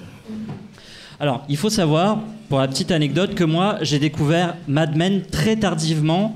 En fait, j'ai même fini la série il y a à peu près 3-4 ans. Et sachant que j'ai commencé Mad Men en connaissant le contenu du dernier épisode. Je sais pas pourquoi. Oui, ça va, je lisais des articles, je lisais des trucs et puis je me suis fait un peu spoiler. Oui, un petit peu. C'est bon. C'est pas... Et donc en fait, le fait de connaître finalement comment se terminait Mad Men m'a fait avoir un regard complètement différent sur la série, puisque dès le premier épisode, j'ai compris que Matthew Weiner savait parfaitement où il allait aller, savait parfaitement tous les arcs de ses personnages et donc toute l'intelligence de l'écriture. Et donc Mad Men, c'est un condensé de classe qui est incarné à la perfection par évidemment Jon Hamm et tout un tas d'autres acteurs qui sont maintenant ultra connus et qui ont été notamment connus par la série. Que ce soit donc Elizabeth Moss qu'on a pu voir dans The West Wing qui joue la fille du président mais qui est vraiment explosé avec Mad Men et qui maintenant joue dans, vous allez me rappeler le nom de la série, Et une série merci Apple beaucoup.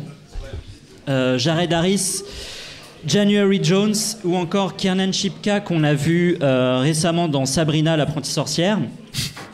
Des refs de qualité. Mais c'est une très bonne actrice dans Mad Men. Matin, ouais. Mais surtout, en fait, Mad Men, c'est une série qui ne vieillit pas. Alors forcément, c'est aidé par le fait que ça se passe dans les années 60, mais surtout parce qu'elle aborde des termes ultra forts, puisque la série s'ouvre notamment sur un épisode où la marque de cigarettes Lucky Strike doit faire une publicité suite à un rapport qui dit que le tabac, c'est pas très très bien.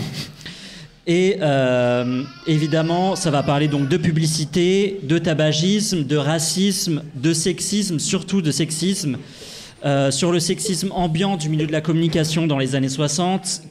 Et en fait, Mad Men, surtout, ça dépeint des personnages féminins qui sont extrêmement forts, puisqu'on a toute une galerie de personnages, que ce soit notamment, surtout le personnage de Peggy Olson, où on va suivre son ascension et comment est-ce qu'elle va... devenir finalement de secrétaire à première publicitaire femme de l'agence, chose qui était complètement inimaginable à l'époque. Et surtout Mad Men, pour moi c'est typiquement l'exemple des séries télé de chaînes câblées américaines qui n'existaient pas ou assez peu avant. Alors évidemment, sans Les Sopranos, on n'aurait pas eu Mad Men. Sans Mad Men,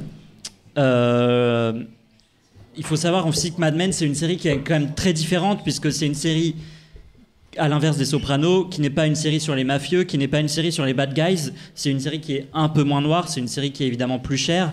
Mais en fait, Mad Men, c'est une série dont le personnage principal est un anti-héros. Juste, globalement, le personnage principal, même si au bout de 7 saisons, on arrive quand même à l'apprécier, c'est quand même un personnage qui est assez antipathique par moments. Et sans Mad Men, il n'y aurait pas eu, par exemple, Breaking Bad, il n'y aurait pas eu The Walking Dead, quoi qu'on pense de cette série. C'est quand même des séries... C'est la même chaîne. Hein. Oui, c'est ce que je disais. Ouais. T'as compris ouais. On n'aurait pas eu Rubicon, peut-être. Exactement.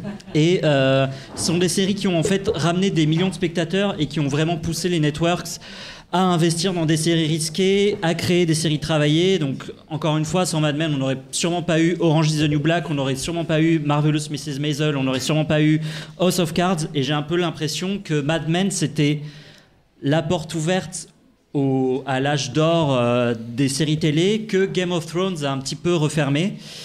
Et c'est cet âge d'or de la télévision. Alors, je vais pas faire le vieux con, mais j'ai l'impression... C'était mieux avant. Maintenant, non, c'est pas c'était mieux avant, mais que maintenant, on est plus dans l'ère du contenu avec quelques merveilles télévisuelles qui surplombent sur un milliard de séries différentes. Oh, ça balance. Ouais.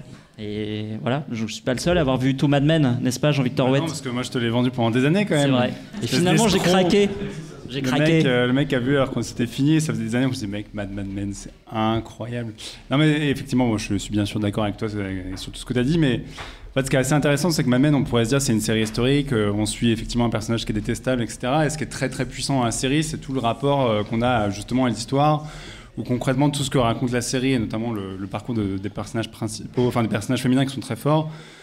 On se dit, il y a un écho et une actualité avec aujourd'hui, et notamment le mouvement MeToo, etc., qui est absolument incroyable, parce que justement la série, c'est un système ultra masculin, et notamment dans la première saison, il y a des histoires de viol, etc., où en fait ces femmes-là qui sont en bas de l'échelle, etc., vont tout faire pour essayer de s'émanciper et de lutter contre une machine qui est faite pour les broyer. Et c'est là-dessus que la série a surpris, parce qu'on pouvait se dire ça aurait pu être un espèce de délire un peu fétichiste sur ces hommes des années 60 qui sont publicitaires, qui sont au sommet de l'échelle, qui vous poussent à savoir qu'est-ce qu'il faut consommer, prenez le Lucky Strike, buvez Coca-Cola, etc. Et finalement, l'intelligence de la série, bon, en même temps, si ça avait été littéralement ça, ça aurait été très con, mais l'intelligence de la série, c'est de mettre ça en perspective et de dire finalement, le rêve américain, la société occidentale, etc., elle fonctionne sur ces principes-là. Et si on prend un peu de recul et si on les tord un petit peu, qu'est-ce qu'il en reste? Surtout que ce qui est très impressionnant, c'est qu'on suit des personnages qui ont réussi dans leur vie, ils sont installés, ils sont pétés de thunes, ils sont reconnus par leur père parce qu'ils vendent des tonnes et des tonnes de produits divers et variés. Et en même temps, ils sont malheureux comme des chiens, notamment le personnage de Don Draper. C'est un connard fini, c'est un mec qui a un parcours absolument détestable humainement, et en même temps, il est super attachant parce qu'il court derrière un truc qui est inaccessible pour lui. En fait, il ne sait pas vraiment ce qu'est la quête du bonheur, et il a beau suivre la formule du bonheur américain, de l'American Way of Life, de l'American Dream, etc. Finalement, il reste perpétuellement frustré. Et il y a ce truc qui est captivant, et en plus, la série, sur le côté un petit peu âge d'or de la télévision, etc. En fait, c'est une série qui a anobli un petit peu la télévision. Alors, il y en a eu d'autres avant, évidemment. Il y a eu The Wire, il y a eu Les Sopranos, etc. Mais parce qu'elle a intéressé en fait des cinéastes, des gens qui se disaient, c'est pas parce qu'on a la télévision qu'il faut torcher ça n'importe comment, et qu'il y a une vraie exigence formelle. Il y a eu des réalisateurs assez exigeants, assez réputés qui sont venus sur la série, etc. Et il y a eu des références en fait constamment. Il y a notamment un épisode dans la dernière saison qui est un hommage continu à 2001 l'Odyssée de l'espace, parce qu'il y a l'ordinateur qui arrive, on est à la fin des années 60, début des années 70, et ils reçoivent pour la première fois de leur carrière un ordinateur dans leur bureau, et pour eux c'est la fin. En fait, ils se disent on va se faire remplacer par des machines, et l'ordinateur à l'époque évidemment c'est un truc gigantesque qui prend une pièce et qui a vraiment la taille, la forme d'un bloc, et ça ressemble au monolithe de 2001, et d'un seul coup en fait tout l'épisode est tourné avec cette référence là, etc. Donc c'est perpétuellement conçu comme ça, et tu as une vraie intelligence dans la construction.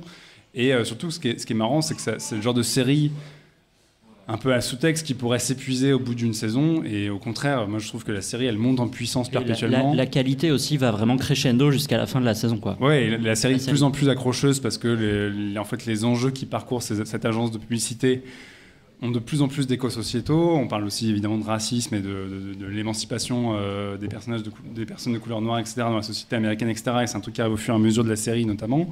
Et il y a vraiment en fait une espèce de palette qui couvre tout le spectre de la société occidentale. Tout ça dans un truc évidemment avec des gens qui sont hyper bien habillés, qui passent leur temps à boire du whisky, etc. Donc tu dis au début ouais, ils sont trop classe, ils sont trop badass, puis tu dis en fait c'est des connards, mais mine de rien il y a autre chose derrière et on arrive à les suivre. Quoi. Voilà. Je suis amplement C'est la fin d'accord de avec ce que vous venez de dire, je n'ai rien à ajouter. Voilà, Merci. Merci de cette intervention très C'est intéressante. qu'il y avait un épisode avec une tondeuse qui était très drôle. Ah oui, bah oui, génial l'épisode. On va enchaîner.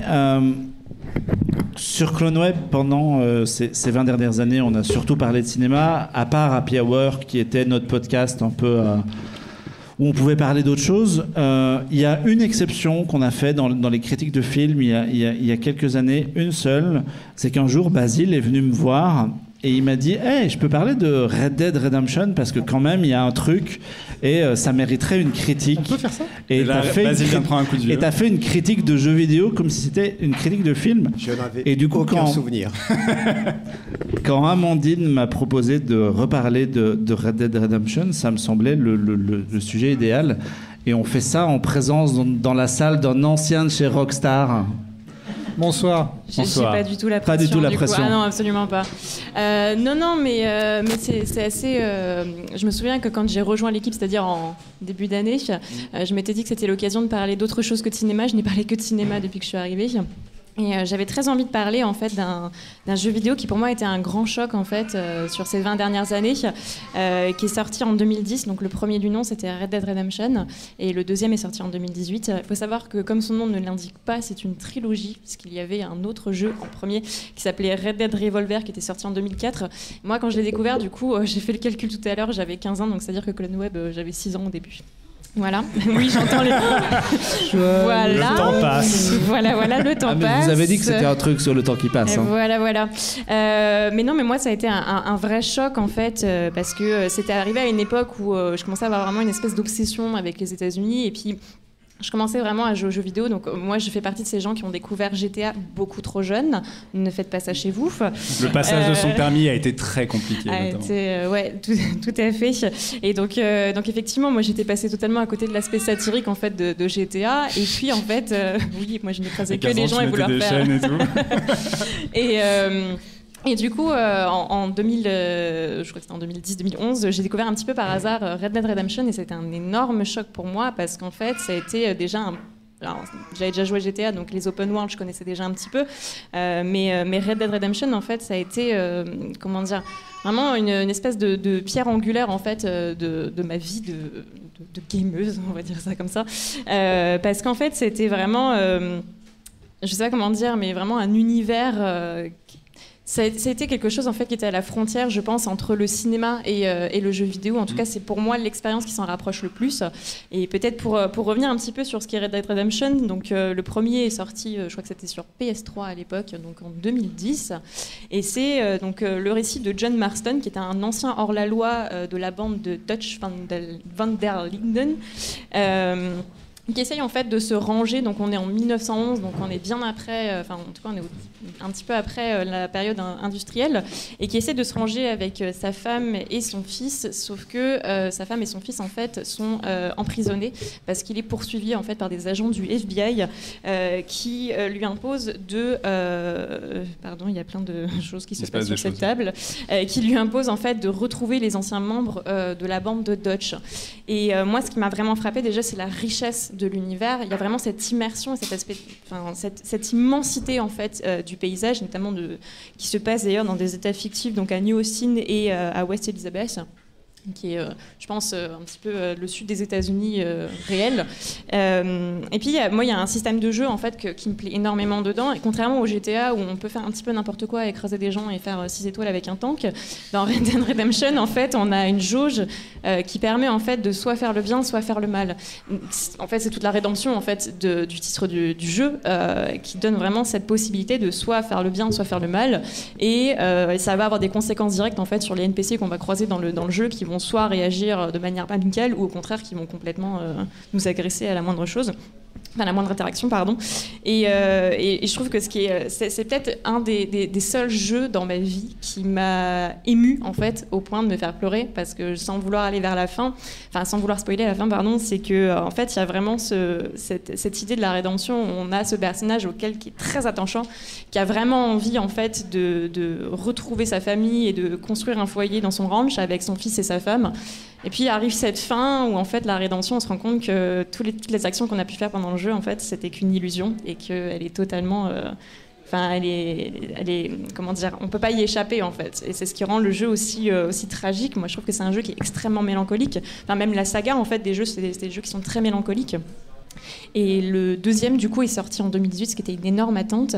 Après, je crois quand même un crunch, donc auprès des équipes de développeurs. Donc c'est pas bien, ne faites pas ça non plus. Oui, il y a plein d'employés qui n'ont pas eu des vies très sympas sur la fin du développement. D'ailleurs, sur le premier aussi, il me semble que c'était le cas. Donc voilà, c'est des jeux qui se sont faits un petit peu dans la douleur. Et quand on voit le jeu, au final, c'est d'une richesse. Et moi, je trouve que c'est vraiment le niveau supérieur en termes de design. Et visuellement, c'est extraordinaire. C'est vraiment tout un... Comment dire ? Tout est dans le détail en fait de la lumière qui se couche. Vraiment, je trouve qu'il y a quelque chose des paysages. Dans le premier, on est vraiment sur des paysages très désertiques. Dans le deuxième, on va de la montagne enneigée au bayou, au marécage. Il y a vraiment une espèce de diversité. C'est vraiment un jeu qui me fait voyager. Moi, j'aime beaucoup y revenir parce que c'est vraiment un jeu dans lequel j'aime beaucoup me balader. Je sais que c'est un open world où on peut faire plein de choses dedans. Donc, on a les missions principales, mais surtout, ce que j'aime beaucoup, c'est qu'on a vraiment une espèce de sorte de narration sur laquelle, en fait, on est soi-même le propre narrateur de son jeu et on peut aller vraiment de mission en mission. Et puis il y a quand même des séquences qui sont, moi, très marquantes. Enfin, du coup, je reviens sur le premier, mais cette traversée vers le Mexique sur Far Away de José González, je trouve que c'est vraiment une... oui, je le dis avec l'accent. C'est vraiment une séquence presque cinématographique, en fait, parce qu'il y a la musique qui débarque, et une musique vraiment qui est ce sentiment de liberté absolue, sauf si on crache son cheval, ça casse toute l'ambiance. Mais en tout cas, ça sent le vécu. Ça sent totalement le vécu, qui casse totalement la scène, mais... t'as vraiment ce sentiment de liberté absolue en fait de chevaucher en fait dans le désert et c'est un moment très euphorique, je trouve. Et dans le deuxième, moi ce qui me plaît énormément, c'est que du coup c'est pas la suite du coup, mais on se passe avant les événements de 1911 pardon. On est en 1899, donc on est vraiment aux prémices en fait de l'industrialisation, enfin on est en plein de même industrialisation et du coup on se retrouve avec un autre personnage qui s'appelle Arthur Morgan et qui aussi fait partie, qui est le bras droit d'ailleurs de Dutch van der Linde, je vais y arriver, donc qui est le grand bandit du premier jeu. Et il y a quelque chose, moi je trouve, d'extrêmement mélancolique parce qu'en fait on est face à des personnages et des grands mythes de l'Ouest, notamment celui du hors-la-loi en fait, et comment ces hors-la-loi existent encore dans une Amérique en fait qui n'a plus envie de les voir exister parce qu'on est vraiment dans une période d'industrialisation. Et je trouve qu'il y a quelque chose de profondément triste dans le film qui s'accompagne d'ailleurs de cette musique aussi très douce. Et je trouve que la bande-son est extraordinaire, que ce soit dans le premier jeu ou le deuxième jeu. C'est vraiment quelque chose de très immersif.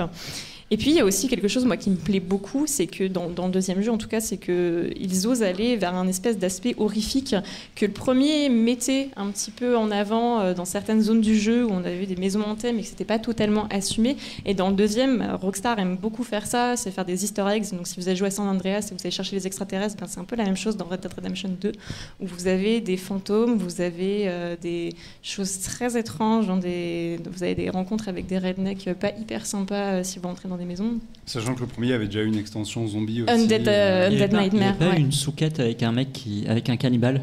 Dans le premier ou le deuxième? Dans le premier, il me semble, ouais. Dans le deuxième, il y a des vampires, il y a plein de... Et je trouve que le côté assumé vraiment ce côté assumé horrifique est hyper intéressant.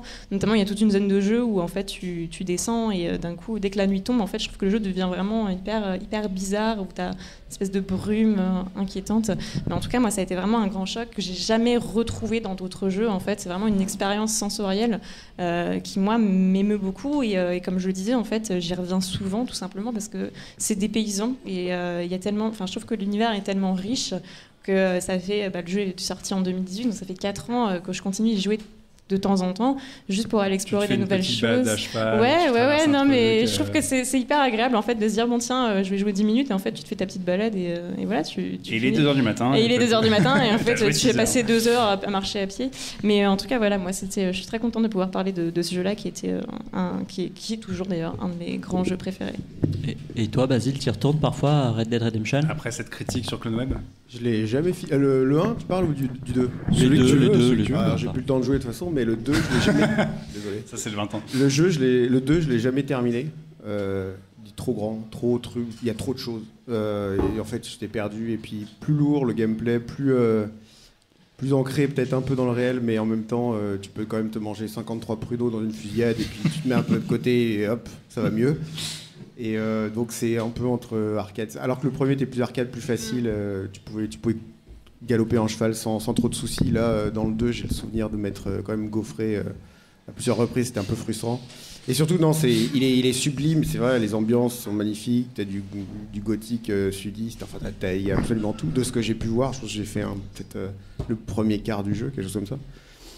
Mais c'est trop en fait, c'est trop, et quand tu penses que les types ont crunché sur, je sais pas, 18 mois de leur vie là-dessus, qu'il y a un type, et c'est vrai, qui a codé, qui a fait la petite ligne de code pour que les couilles des chevaux se rétractent en fonction de la température. Ouais, c'est vrai. Bon, c'était bien nécessaire, quoi.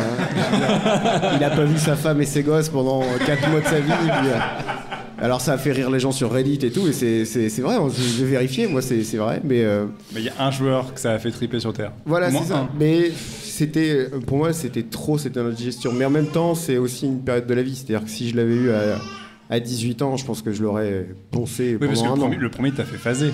Le premier, j'ai vraiment passé beaucoup de temps dessus. Et je l'avais terminé et j'arpentais la carte alors que j'avais rien fait. J'ai fait le DLC, vous voyez, avec les zombies et la chupacabra.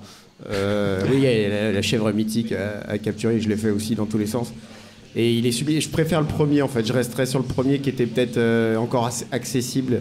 Le deuxième, c'est plus une expérience où moi j'étais sur la touche. Ça fait pas de lui un moins bon jeu, mais je pouvais plus, quoi. Je pouvais plus suivre. Mais c'est vrai que le deuxième a cette réputation de colosse au pied d'argile où ils ont tellement voulu pousser le détail du réalisme. Enfin, moi, c'est ce que j'avais lu sur le net. Où il disait qu'il y a un moment, ça devient absurde, typiquement quand tu peux dépecer les animaux, mais quand tu le fais, ça prend une animation de 18 secondes où tu peux plus rien faire, et typiquement il y a un ennemi qui arrive qui te tire dessus, tu peux pas couper l'animation et tu meurs parce que voilà. Et plein de petits détails comme ça, notamment quand tu tues 15 ennemis, fouiller les ennemis, ça prend 10 secondes, donc quand tu en as tué 15, ça fait 150 secondes, et tout devient très très long et lourd, quoi. Voilà, les fusillades, c'est pareil, de toute façon, c'est un jeu où tu vas plomber une quantité d'ennemis phénoménale, donc je trouve que c'est pas adapté, le fait de faire quelque chose de lourd, d'ancré dans le réel. C'est pour être c'est un vrai jeu de cow-boy, avec des fusillades comme à l'époque où, en gros, t'allumais pas le mec à 50 mètres à l'autre bout de la rue parce que les armes étaient pas précises, donc vraiment un truc où tu comptes les balles et tu te caches et voilà, ça marche, mais sur une expérience narrative de 6 heures. Pas un jeu qui t'en demande 120, quoi. Enfin, il faut vraiment poser un congé sabbatique pour pouvoir l'exploiter à sa juste valeur. Sinon, tu passes à côté des choses. Et je trouve que c'est pas tellement un jeu où tu peux piocher comme le précédent. T'as quand même une intro qui est très longue dans la neige, ça, où t'es obligé de te la fader. C'est normal. Mais c'est très guidé par le narratif. C'est vraiment très cinématographique. Enfin, c'est même un peu trop cinématographique. Et si t'as pas 3 heures devant toi chaque soir tu peux pas allumer la console ou le PC et te faire genre juste une petite session, genre une petite demi-heure et puis j'éteins. C'est non. Ouais. T'en as pour 3 heures. Tu sais que tu vas te fader un truc qui va être 3 heures. Ouais, c'est Où ça. trouvez-vous le temps ? Je ne comprends pas. Il y a 20 ans, quand ce site internet a été fondé, vous aviez tous plein de temps libre pour jouer les nerds, et depuis vous êtes tous devenus des vieux darons très très occupés par des enfants. Merci pour le vieux. On va conclure la première partie de ce podcast avec un hommage à l'un de mes artistes préférés. Parce que déjà, finir le podcast son papier. Il parle pas de moi. Finir le podcast dessus, c'était pratique parce que tu es arrivé à la bourre, mais dans la pratique, en réalité, ça me semblait cool de terminer là-dessus. C'est un dessinateur de comics qu'on aime beaucoup et qui est disparu beaucoup trop tôt, il y a 6 ans, en 2016. Voilà. J'ai fait un Vous la petit- sentez la bonne ambiance là? J'ai écrit un petit texte, ça va aller vite. Il fallait que j'écrive un petit Il y a texte. 5 pages là. Non. Encore 12, pas d'interlignage. Alors, ça s'appelle ça s'appelle Hommage à Darwin Cook. J'aurais aimé parler. Attends, je sais pas si je peux. Ouais, prends-le. Tu peux le prendre. Mais c'est pas une soirée slam. J'aurais aimé parler de ces 20 dernières années et pourquoi pas rêver des 20 prochaines. Malheureusement, tout s'est arrêté en 2016. Mais comme cela avait commencé un peu avant 2002, pas beaucoup plus tôt, mais enfin on peut compter 15 bonnes années, le temps pour ce type de débarquer discrètement, de devenir un monstre de la BD et mon dessinateur préféré, et ce à tout jamais. Oui, Darwin Cook, c'est de toi que je parle. Toi qui aurais dû continuer à m'enchanter avec tes histoires et tes images, si cette saloperie de cancer ne t'avait pas emporté il y a maintenant 6 ans. Cette année, tu aurais fêté tes 60. C'est la mort d'artiste qui m'a le plus foutu en l'air, et je crois que ce vide que tu as laissé, je ne pourrai jamais le combler. Tu as bien quelques héritiers et héritières graphiques, des Chris Samney, des Elsa Chartier, mais c'est toi que j'aimais lire par-dessus tout. Aujourd'hui, je ne peux plus que te relire, comme on feuillette un album photo d'un proche disparu. Le plaisir reste intact, plus précieux encore peut-être, comme on apprécie une denrée rare. Ce que tu nous as légué, et ne soyons pas bégueules, tu as quand même pris le soin de nous laisser une belle œuvre, et suffisamment riche pour qu'on y découvre à chaque fois une nouvelle trouvaille qui nous avait échappé à la première, seconde ou troisième lecture. Comme pas mal d'artistes, tu es venu, puis revenu à la BD. Une tentative, un faux départ, une incursion, et puis une carrière variée, de la pub à la direction artistique en passant par l'animation. Quand tu as enfin fait ton retour dans le 9e art, ta véritable entrée, tu étais un artiste aguerri, prêt à en découdre, bien déterminé à tout donner pour enfin te livrer corps et âme à ce terrain ingrat. Tu nous avais quand même déjà régalé lors de ton passage chez Warner Animation, en storyboardant sur les séries Batman et Superman de ton ami Bruce Timm, sans parler de ce générique complètement maboule pour Batman Beyond, que tu avais animé pratiquement tout seul et composé sur ton petit Mac perso chez toi. C'est véridique, Warner n'était pas équipé en ordinateur à l'époque. Je ne raconterai pas ton parcours d'auteur par le menu, disons simplement que tu as débarqué avec Batman, puis Catwoman, avant de te faire véritablement remarquer sur ton opus de 400 pages, The New Frontier, cette œuvre qui tranchait tant dans le paysage super-héroïque de l'époque. Tu avais eu l'idée saugrenue de revenir aux fondamentaux, à savoir montrer des héros accomplir des actes héroïques, tout en revisitant un pan entier de l'histoire de DC Comics et de l'Amérique des années 50 et 60. Quel contraste par rapport à la médiocrité ambiante faite de crossovers imbitables, de récits poisseux, bêtes, minables, où on perdait le compte des viols, démembrements, dialogues insipides, intrigues racornies à l'action fadasse. Tu étais déjà à part, déjà intemporel, déjà à contre-courant des effets de mode. Après, il se passa des choses à droite à gauche, et puis bien sûr ton apothéose, les adaptations des romans noirs de Donald Westlake mettant en scène cette formidable brute de Parker. Pourquoi j'aime ton travail plus que tout, Darwin? Parce que tu es une synthèse, mais pas un compromis.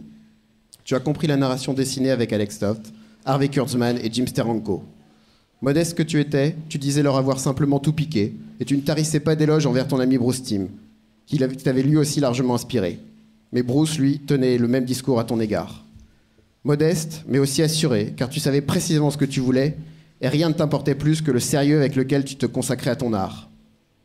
Pas de compromis donc, pas de demi-mesure, ce qui t'a conduit à te brouiller avec à peu près tout le monde dans le milieu de Marvel à DC. Sans parler de ceux qui t'avaient fait des crasses.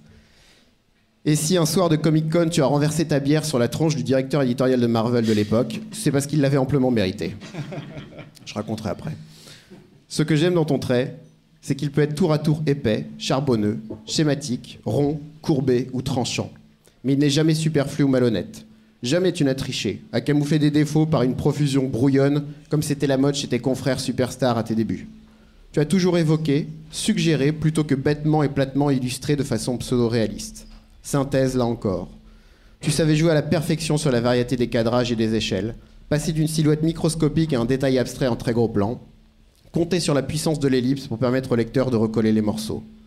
Comme un jazzman virtuose, tu savais exploiter toute la gamme, plutôt que les 3 pauvres mêmes notes ad nauseam. Quand je te lis, mon cerveau s'allume, s'électrise, galvanisé par les transitions que tu me proposes, par ces dilatations temporelles que tu imagines, par ces instantanés où tu figes l'action. Toutes ces vignettes qui semblent si évidentes lorsqu'on les découvre sur la page, sans jamais sacrifier le spectacle à l'expérimentation. Modestie toujours de l'entertainer, l'amuseur comme tu te définissais. Artisan de génie, tu l'étais indubitablement, mais artiste tout court et à part entière, tu l'étais aussi, et tu le demeures, car ton œuvre restera intemporelle, bien au-delà du fugace divertissement que tu cherchais simplement à procurer.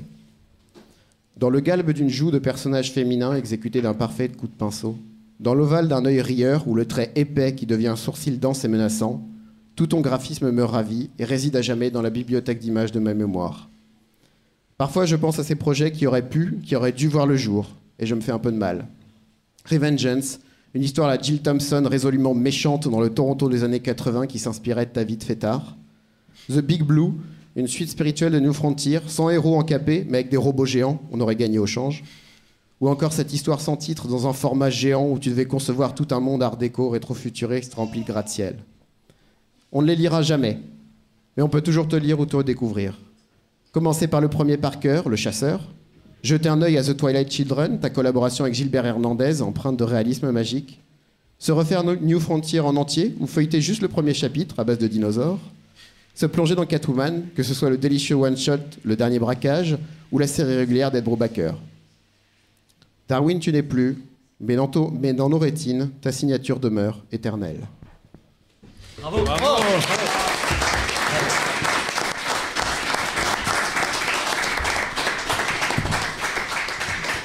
Je l'aimais beaucoup.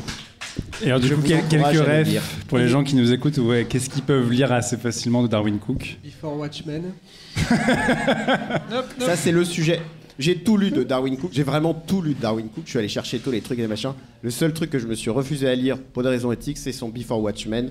Je comprends pourquoi il l'a fait. Mais ce qui paraît que c'est le meilleur truc de Before Watchmen, de ce que j'ai compris. Oui, mais... ça c'est vrai. Quand ils ont vu ça, après, ils lui ont demandé tout écrire. Il a dit non, quand même. Ok, c'est vous. Ouais. Je comprends pourquoi il l'a fait. Je lui pardonne de l'avoir fait. Mais, voilà, mais je ne le lirai jamais. C'est pas possible. Pour ceux qui veulent lire Darwin Cook, ça dépend, parce qu'il y a vraiment à boire et à manger. Moi, je conseille le plus simple pour moi, c'est de lire les adaptations de Parker qui sont. Et qu'on a un intégral qui est ressorti chez Dargo. Alors, il y a une intégrale assez lourde de 600 pages qui est sortie chez Dargo, mais vous pouvez lire les tomes individuels. Ils sont tous très bien, ils sont tous assez différents, dans des styles graphiques assez différents, mine de rien. Mais si tu vas chez ton libraire ou la Fnac la plus proche, a priori, la brique de 600 pages, voilà, c'est ce que ça tu sera la trouveras le brique. plus facilement. C'est un investissement que vous ne regretterez pas si vous aimez les polars, ça c'est sûr. Si vous aimez les super-héros, bah ma foi... New Frontier, c'est dispo. New Frontier est dispo chez Urban Comics. C'est sa série Catwoman l'est aussi. Ouais. Et il dessine les premiers numéros, mais les suivants sont dessinés par des tueurs du nom de Mike Allred, Javier Pulido et Marcos Martin. Donc en gros, c'est que du bon. Et c'est peut-être une des meilleures, c'est une des meilleures séries d'ici de tous les temps. Et Batman Ego, qui est sa première entrée en bande dessinée, qui n'a pas vieilli, qui est toujours aussi bien. Et après, en VO, vous pouvez trouver des choses encore à droite et à gauche. Moi, je conseillerais... voilà, si on sort du Super Slip, vraiment, Parker, c'est le top. Wow. Qu'est-ce que tu réponds à ça, Marc, voilà, moi, je suis bien calmé, là. On avait dit qu'on pleurait pas à ce podcast, et pourtant, c'est un petit peu compliqué. On va conclure cette première partie, puisque, comme on est en public, je voulais qu'on termine de manière un peu joyeuse. Et pour ça, j'ai fait appel au Julien Lepers de la pop culture. Approche-toi, Adrien, parce que ça va être ton tour. Mais avant de terminer, je voulais remercier des gens. Déjà, pragmatiquement, je voulais remercier le dernier bar de nous avoir accueillis, Alexandra en particulier, d'avoir été adorable. Je voulais remercier Warner Bros, Wildside et Mangetsu qui nous ont filé des petits cadeaux pour le quiz que vous aurez dans quelques minutes. Je voulais remercier aussi tous les gens qui sont venus aujourd'hui, parce que franchement, ça fait plaisir de voir vos têtes là depuis cette petite scène un peu haute, et vous êtes tous très beaux. Je suis complètement perdu, mais forcément, c'est l'émotion. Je voulais remercier tous les gens qui ont contribué à ces 20 ans de Clone Web en particulier. Et je veux citer, il est là-bas dans le fond caché, mais je veux citer Ludo, parce que sans lui... Appelez Ludo.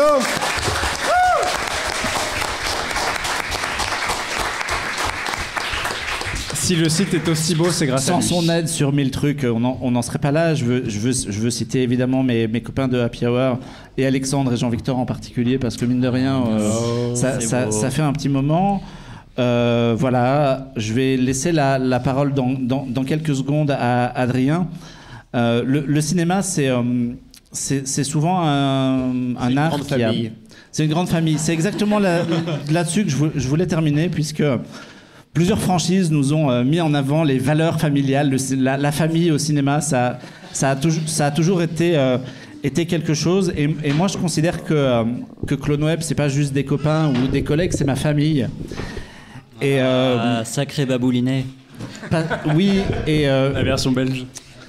voilà, donc je voulais vous remercier tous d'être ma famille. Et une chose est sûre, c'est que quoi qu'il arrive, ma famille, c'est ma forteresse. Merci de nous avoir écoutés. On va aller boire de l'alcool parce que je pense qu'on l'a bien mérité.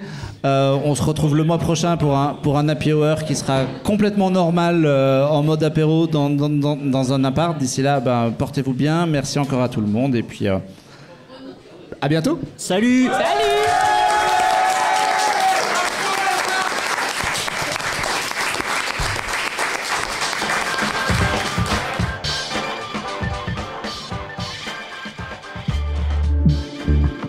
Bonus.